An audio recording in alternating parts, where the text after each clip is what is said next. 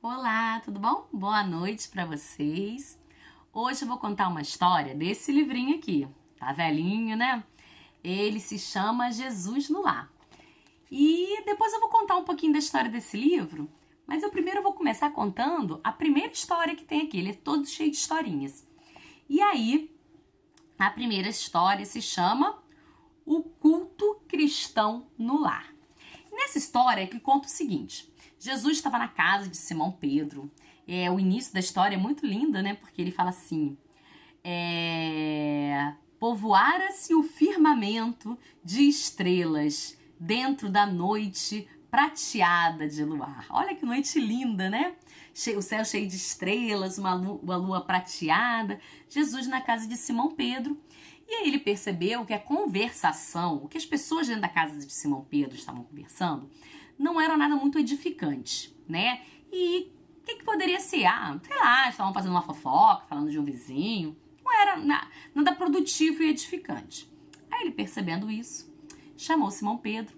Aí perguntou para ele: Simão, o que faz um pescador quando se dirige para o mercado para vender os frutos do seu trabalho? Ele já escolhe os melhores peixes, porque se ele levar peixe ruim, ele não vende, né?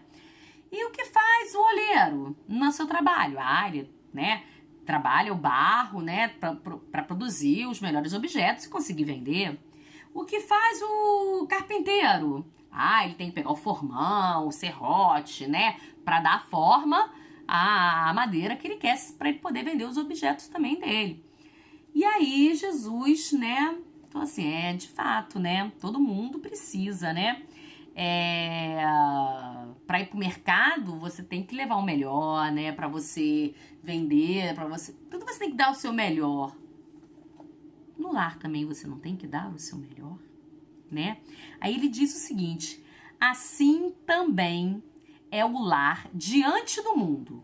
O berço doméstico é a primeira escola e o primeiro templo da alma, né? Então a gente vai para casa espírita, mas o primeiro templo da gente é o lar, né? A casa do homem é a legítima exportadora de caracteres para a vida comum. Ou seja, o que nós vamos ser lá fora é a gente expor tudo o que a gente criou aqui dentro. Dentro da onde? Dos nossos lares, né? Se o negociador não consegue fazer um barco sem aperfeiçoar a madeira aos seus propósitos, como espera uma comunidade segura e tranquila sem que o lar se aperfeiçoe? A paz no mundo começa sobre as telhas que nos acomodam.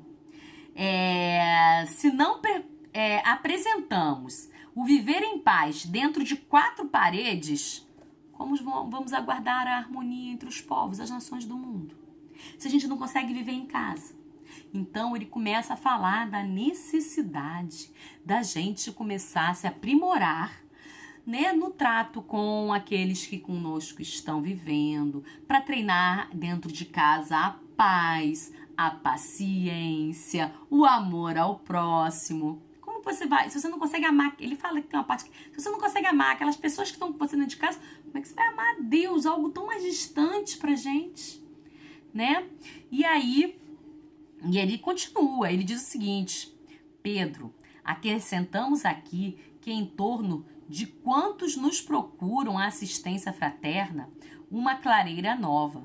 A mesa da tua casa é o lar de teu pão, né? E aí ele vai dizer que aquela mesa é ali que ele faz as refeições, é ali também que é a base espiritual do seu lar, né? Que ele deveria promover reuniões em torno daquela mesa, não só para alimentar o corpo, como também para alimentar a alma. E como que se alimenta a alma? Nessa hora ele já está pegando as escrituras, né? E aí Pedro se sente envergonhado e diz: faça como quiseres, Senhor. E aí o mestre, né, abre o pergaminho, né? E Jesus, então, convida os familiares dos apóstolos à palestra edificante, uma conversa edificante, né? E a meditação elevada desenrolou os escritos da sabedoria e abriu na terra o primeiro culto cristão no lar. Então, o primeiro culto no lar, o primeiro evangelho no lar, né, foi na casa de Simão Pedro, tá? E esse livro chamado Jesus no Lar são várias histórias que acontecem nesse culto, que ele passou a periodicamente se reunir com a família de Simão Pedro, com quem mais quisesse, em torno da mesa, abrir, e ele ensinou a fazer, né? Porque ele já pegou os escritos, né, do Antigo Testamento, abriu o pergaminho ali e foi ler, né? O evangelho no lar é isso, é ler, é discutir, é travar uma palestra edificante e orar a Deus, né? Agradecendo por tudo. Então, gente, essa é a história. Quem tiver o livro em casa, vale a pena ler, né? São várias histórias. Inclusive, ele é indicado para culto no lar também em casa, fazer feito, né? Cada dia lendo uma história dessa.